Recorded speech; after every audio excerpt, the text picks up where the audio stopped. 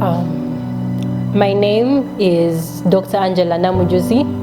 I'm a medical officer here at Kisubi Hospital. I joined Kisubi in August of 2025 as an intern doctor. And how did I join Kisubi Hospital? I applied to be posted here for my internship, and when the updated lists came out, my name was on the list, so voila, here I am. My first day in Kisubi Hospital. Interestingly, I'd actually never been to Kisubi Hospital, so I came with quite an open mind.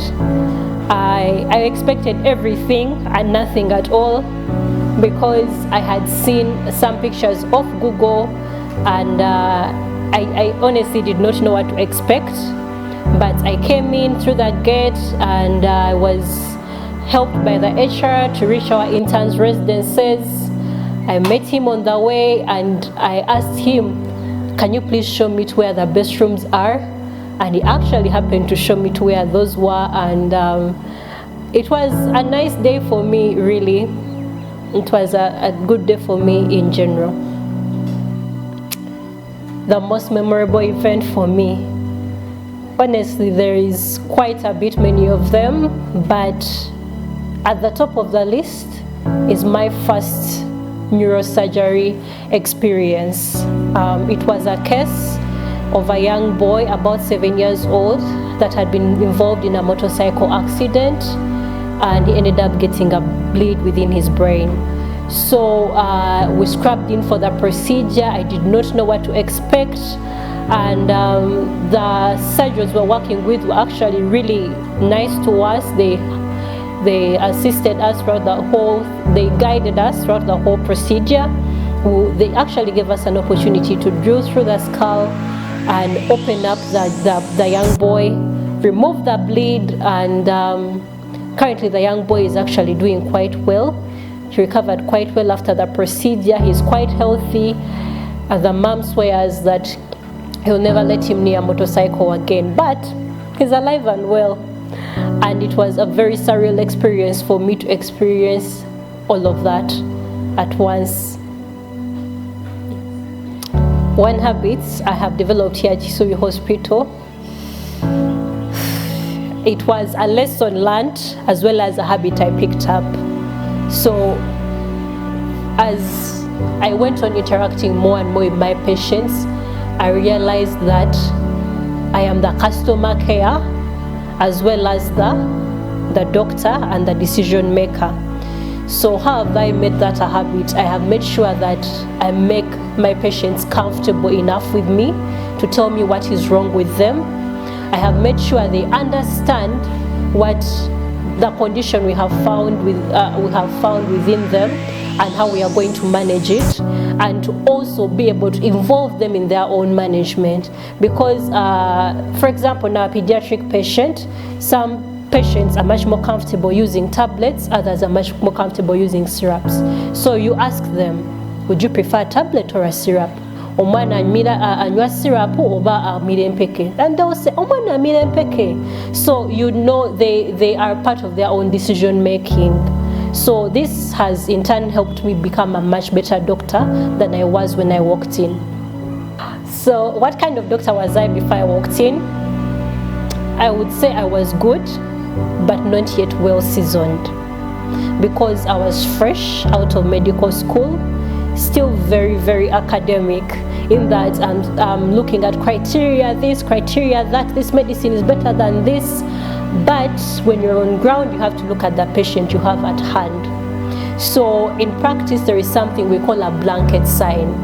So for those of you who know, you know what a blanket sign is. It helps you tell how easy it will be for this patient to afford a particular medication as compared to one other. So you'll find that the superior medicine and the best option for the patient is actually much more expensive than their budget. And for continuity of care, it would actually not be a good option for them. So you go in for something much more affordable, something cheaper that will help this patient. Say a patient that has hypertension, continue to take their medicine every day because they'll know I'm buying this medicine at 500 versus I'm buying this medicine at 3,000, and they have to take it every day for 30 days. So that is something I did get from Kisubi Hospital. Before I walked in, I had not picked up all of those skills yet. Yes. Wow. What kind of doctor will my patients remember me for? I believe I am a kind of doctor that's relatable, that's easy to talk with, and I always make sure to find a midpoint between my patient and them. They shouldn't feel like this is a doctor and this is a patient. I always try to make sure to find a middle ground and help to understand the patient from where they are, where they come from. For example, if they are from a particular part of the country that I've been before, I'll be like, oh, I have been there before at this and this place. Do you know that and that place? So I make sure to create good enough rapport with them. I make sure they leave the hospital after they have understood everything we have done for them, how we are managing them, and their plan moving forward. So I am the kind of doctor, I believe I am the kind of doctor that leaves my patient quite satisfied. Do I think my patients will miss me? Absolutely. 100%.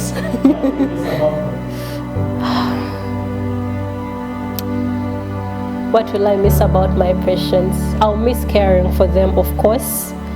I'll miss that sometimes they actually do put me to a challenge. I'll be like, okay, doctor, now all the results are negative. What is wrong with my patient? What is wrong with my mother? And now I'd have to think outside the box and say, okay, so you see this patient has had such and such a condition for a while.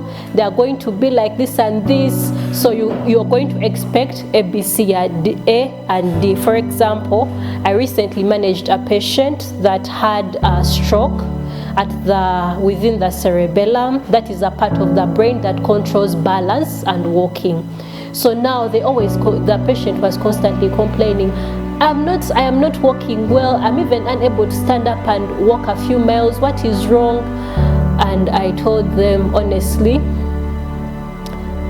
we might not be able to tackle that part. Why? Because with the condition you have, this is what is expected. This part of the brain is affected, and we might not be able to do anything about it. So they challenged me, and I will miss that about them. I love that I do learn something from them from time to time, because it's not every time that you're going to be treating a civilian patient, civilian in quotes. Sometimes you are treating a specialist, and you'll be explaining to them why their baby is not breathing well, and they'll look at you and they'll either agree with you or you'll learn something from them. So yes, I will miss my patients. To the incoming cohort of interns, congratulations for arriving. It's not an easy journey, I know, but one piece of advice I'd love to leave with every one of you today is something that I learned from one of my pediatric professors back in medical school. And he'd always say a good doctor must have knowledge, skills, and good attitude.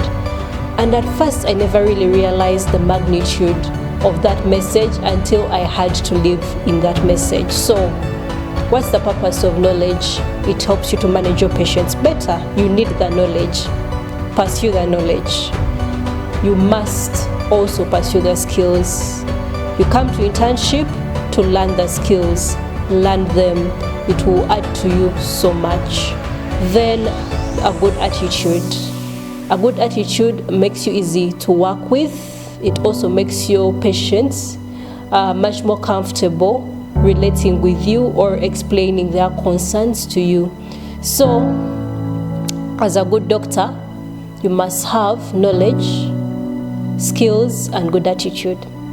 That is it. I arrived in Kisubi as an intern doctor. I am leaving Kisubi as a fully seasoned medical officer. Thank you, Kisubi Hospital.